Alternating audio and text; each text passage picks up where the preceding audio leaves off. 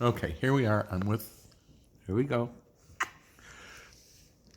I want to discuss a scenario that I see with some frequency in my counseling practice, even though it's not, believe it or not, a common experience.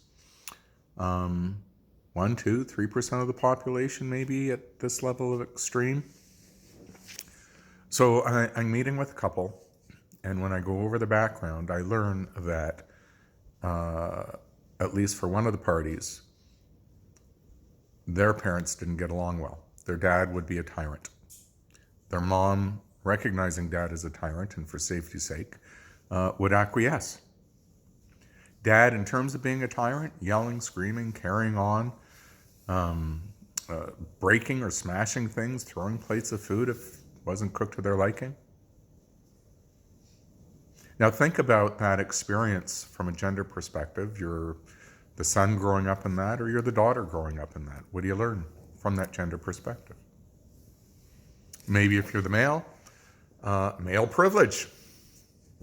Guys get to get away with this stuff and stomp around and carry on.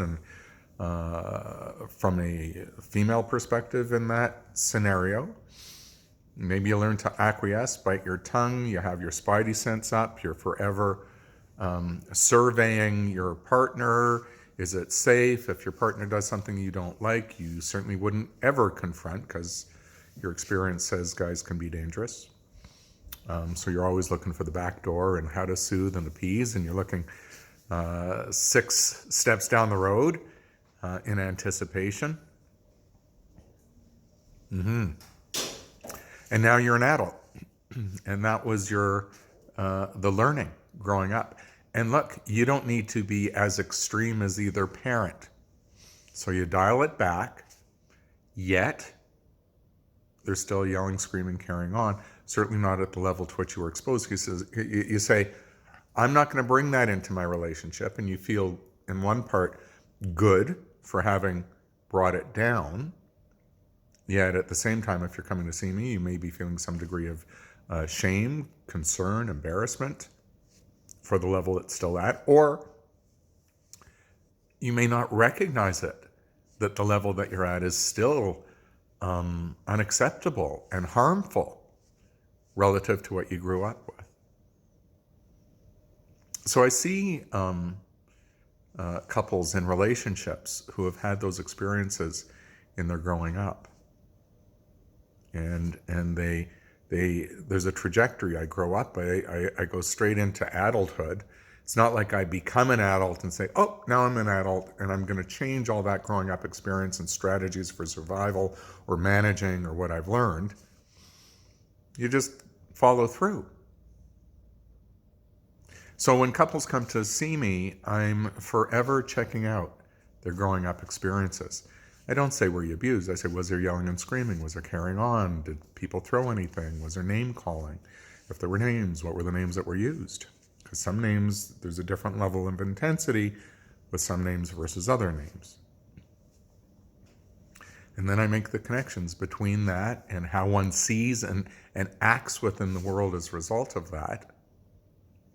And then how we inadvertently manage with our intimate partner. So, I'm providing this video to maybe give some insight and connection. People don't always realize how impactful one's growing up experience is in current day life and how it contributes. Because when the couples come to me, it's more like a he said, she said. They're trying to ascribe blame, who started it, who's at fault. And I'm not here to ascribe blame and who's at fault. I'm here, or other therapists, we're here to get underneath it, to help you understand where it came from so you can go, oh my goodness. Oh my goodness. And so in my work, we talk about logical fallacies. It's logical that you would think some way and do something, but it's fallacy. It's not true that you would think that that's a good way to think. Or unconscious bias. We don't realize that I'm acting from a place of male privilege, or from a woman's perspective who've grown up with that. Don't realize I'm acting from a place of acquiescence, and I'm resentful for that. So I'm just trying to connect the dots by talking about these kinds of scenarios.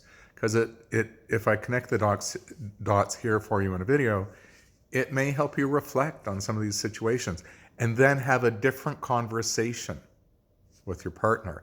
One that isn't blame or shame, but one is explain. And you know, rather than saying you're doing, it's I wonder. You come from a place of curiosity. I wonder.